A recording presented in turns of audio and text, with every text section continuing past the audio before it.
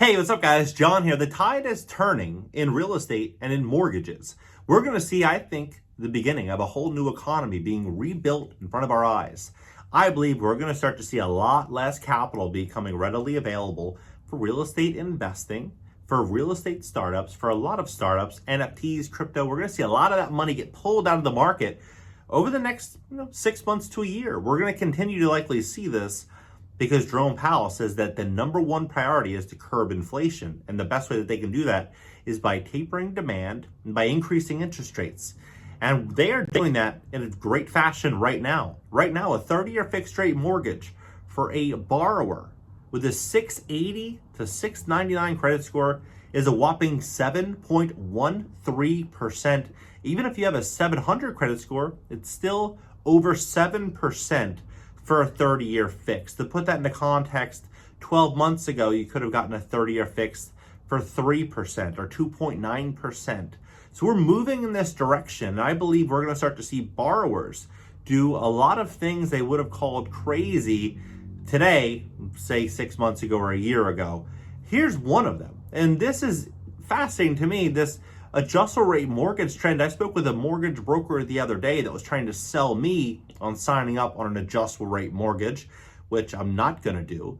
But a lot of people are doing this, and I believe this could be a problem. Now, adjustable rate mortgages have a lot of great upside. One of them is if you intend to only be in the property for 6 months or a year, 2 years, or 3 years, that's fine. You know you're not going to stay there for 5 years or 10 years. You're buying it at an incredible value. You really have a lot of equity in the property built in from day one when you purchase it. It might make a little bit more sense. But if the intent is to live there for 10 years or 20 years or 30 years, adjustable rate mortgage, you may be taking on a lot more risk because if rates do not come down and you can't refinance that property, you could be underwater on it. And right now we're seeing them at 15-year highs. People just doing whatever it takes to get into the property. And so when we're looking at these high rates, we have to ask ourselves, what does this look like? Like, even if you have a 720 to 739 credit score, you're still in the mid sixes. So you'd have to have exceptional credit, 740, right? However, if you have credit in the 600s, nobody wants to lend to you. No data available. No data available. The lowest at 660 is almost 7.4%. And so what I believe we are very likely going to be seeing very soon is a collection of a couple things. One, we're already seeing 20% of home sellers reducing their prices. Two, we're going to see 1.5 to 1.7 million new homes being built by home builders that are going to soon hit the market. We're seeing insurance rates continue to rise, and we're seeing a lot less demand from buyers running out there to buy these properties. We're seeing Wells Fargo, Bank of America, we're seeing Better.com, and a lot of really big lenders laying off entire divisions and firing thousands and thousands of people because the deal volume is just simply not there. So what is this going to look like over the next 6 to 12 months? Here's what I think. So right now, when we're looking at a 2.9% 30-year fix, which is what we could have seen 12 months ago. A lot of people are getting the 2.9 to 3% on a $500,000 purchase price and $100,000 down payment, which is a 20% down payment. It's still a whopping $2,100, which is right around the median national rent is $2,100. However, with today's rates, $3,126 is a monthly payment. Now, if you were a buyer to buy that type of property, you generally would probably have to make somewhere between $10,000 and $11,000 monthly to be able to buy that property. Whereas this property here, with $2,100, maybe $7,000 a month. Of course, depending on your debts, and if you have, let's say, an automobile payment and you have other fixed hard costs, the lender's going to take that into consideration. But granted, between $7,000, $7,500 monthly, you probably could, get into this deal. However, with $3,100, it's going to be somewhere around $10,000, $11,000 in gross monthly income, which could be $120,000 a year. It's a lot of money, right? You need 2 working professionals to live in this house to be able to qualify for this property. And we're looking at, these headlines. Mortgage rates rise again as after Fed says it will take forceful step to curb inflation. And Forbes, housing market faces growing risk of multi-year collapse as new home construction craters. Now, here's what I think is very likely going to happen here. There's going to open 2 huge doors for opportunity that investors are going to be taking. Now, not just everyday mom and pop investors. We're going to start to see a lot of these predatory lenders start to pop out of the woodworks looking for opportunities to capitalize on funding these deals. They'll say, hey, you know what? We'll get you in this deal if you do X, Y, and Z. We see the same thing across the auto market. We see auto lenders say, hey, you come here, you simply just sign on the dotted line. And if you sign on the dotted line, you pay the rate, then we'll give you the car. We're not going to look at your credit. We're not going to do anything like that. I deal with this all the time. I own a credit repair company called CashNow.video, where I speak with, people that own automobile dealerships, mortgage lenders, people that are kind of like the gatekeepers, where people with good credit or bad credit will have to pass through them to make a decision to purchase either a house or a car.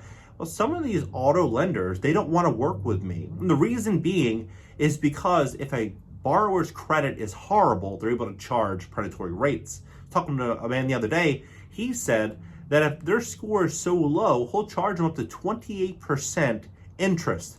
That's like a credit card payment. That's a credit card interest rate.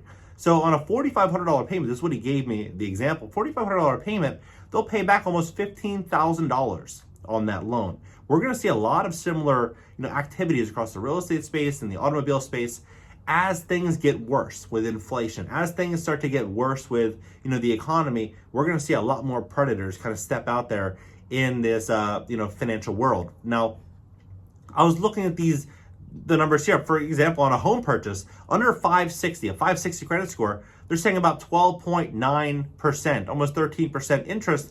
Now, a lot of people would say, that's ridiculous. 7.4%,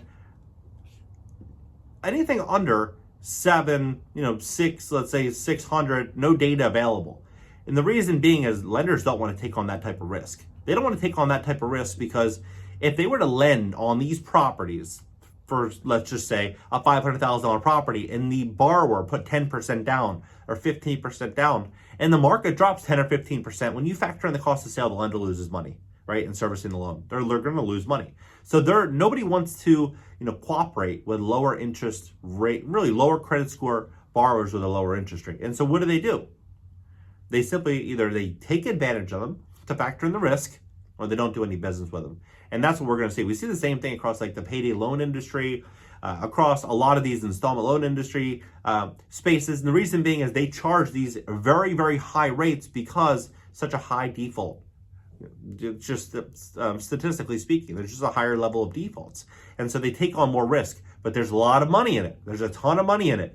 And that's what I'm saying. This is what's going to happen. In the real estate space is what's going to happen. In the car space is that you will start to see the predators start to come out of the woodworks and take advantage. And we're going to start to see a lot of, pretty sketchy business practices coming across these industries. And I think there's going to be two real winners and losers. The loser is going to be the one that has a lower credit score because they're not going to have desirable options to obtain financing. The winner is going to be the one that has cash, the one that has great credit, the one that has a strategy, the one that kind of knows what to do, right? And this is where we are right now. We're at this point where we're looking at a fork in the road. It's either going to go left or go right. I believe you choose the right option. And then what's going to happen is you're going to be able to capitalize on these opportunities, because we look at America as a whole right now, there's 200 million Americans that are over 18 years old and 104 million that have a credit score under 700. So what's going to happen? A lot of people are going to be pushed into these bad types of situations, and we're already in an inflationary environment. So they're going to be paying more for debt, they're going to be paying more for inflation, their dollar is going to get punished, and we're seeing massive layoffs. So we're going to start to see this erosion in the middle class, and we're going to see people that make the right options now, getting everything in order now, that are going to do extremely well when things hit the fan. My advice to you is, if you intend to buy a house, if you intend to buy a rental property in the next year, next 6 months or 2 years, speak with a mortgage professional now and see if you would qualify. It's free, but see if you would. They'll tell you. And they'll say, hey, you need to clean up this, you need to make more, you need to do this. They'll give you a free roadmap, and you can work on it over the next 6 months or 12 months. So then when you see the great deal, you're ready. You can move on that deal fast. That's what I would do.